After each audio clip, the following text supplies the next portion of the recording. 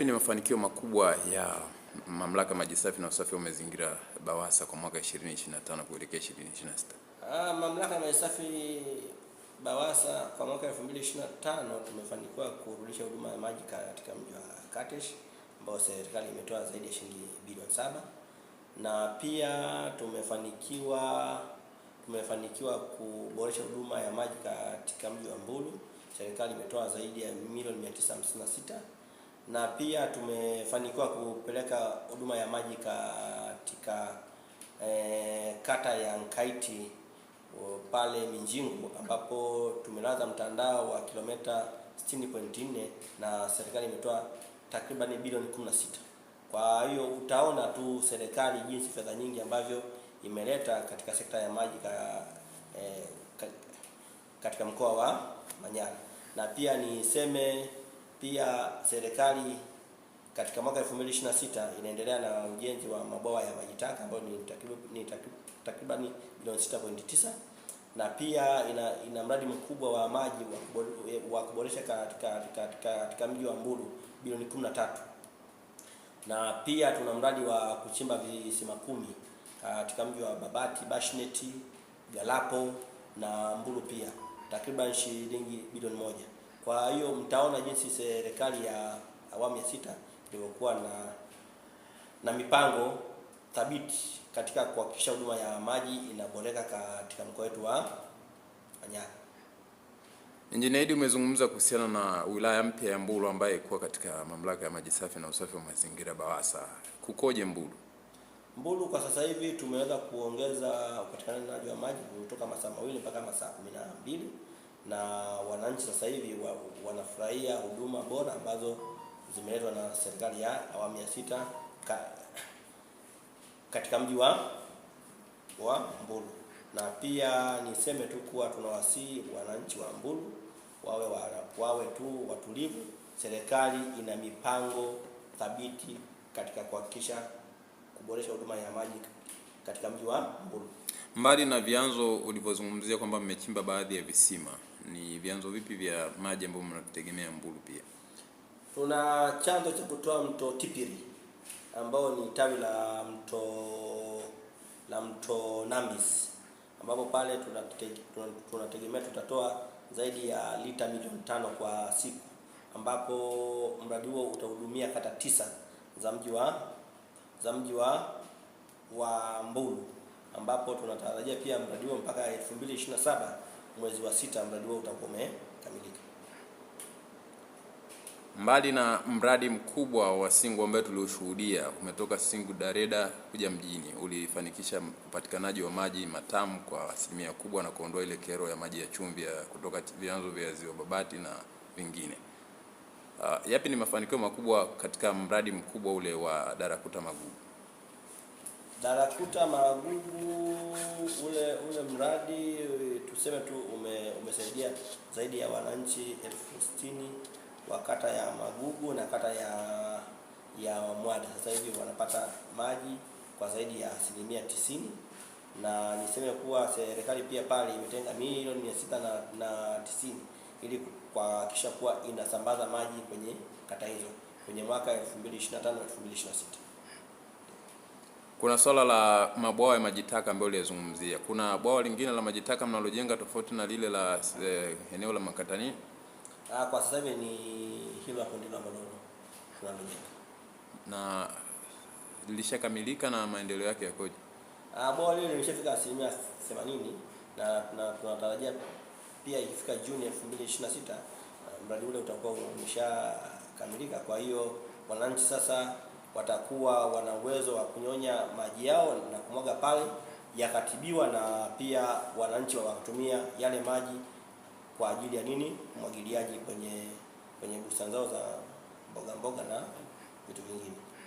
Mbali na hilo bwawa la maji taka katika mji wa Babati, ni lipi mmezamiria kulijenga pia?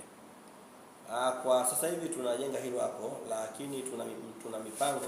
Serikali ina mipango kabla ya mwaka 2030 kujenga tena mabwawa mengine katika mji wa Katesh, kwa sababu mji wa Katesh uko kilomita 70 toka hapo. kwa hiyo hawawezi wakachukua maji taka toka kule Katesh wakayaleta huko. Kwa hiyo serikali ina mipango kabla ya mwaka 2030 kuona utaratibu wa kujenga mabwawa ya maji taka toka Mbulu toka Katesh. Engineer Idi, kumekuwa na hili swala la mita za malipo baada ya kabla ya huduma kama luku tuseme. Hili likoje kwa mji wa Babati? Tumeona kama miji ya Iringa, manispaa ya Iringa wameshakuwa na mita zile unalipia ndio upate huduma. Kwa Babati hili limekuwaje? Kwa sababu pia ilikuwa ni kilio cha muda mrefu pia na mipango ya muda mrefu. Sisi kwa Babati, kwa sababu huu mji ni miongoni mwa miji ambayo imeanza muda sio mrefu, sisi tuliona kwanza kipaumbele tuhakikishe kuwa wananchi wanapata maji kwa zaidi ya 95% kama ambavyo imewekwa kwenye ilani ya Chama cha Mapinduzi. Kwa hiyo tulimwomba Mheshimiwa Katibu Mkuu tuwafikishie kwanza watu maji.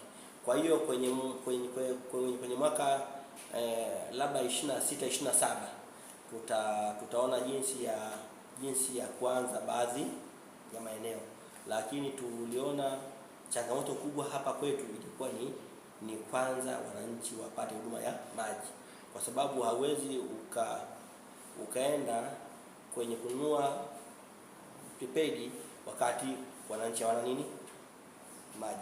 Kwa sisi tulipeleka special request kwa Katibu Mkuu kuwa tuwafikishie kwanza watu maji. Mabadiliko ya bei za maji yakoje kwa mji wa Babati kwa ujumla kutoka ile 2023 bila shaka 2024? Tuseme kuwa bado hatujafanya mabadiliko ya bei ya maji toka kipindi kile. Kwa hiyo tunatarajia labda kwenye mwaka wa fedha 26-27 ndio tuanze mchakato wa kuona kuwa je, tunawekaje bei moja, maana kama unavyojua tumeshaongezewa maeneo ya Mbulu, Okesmeti, sasa hivi tunakwenda na wapi?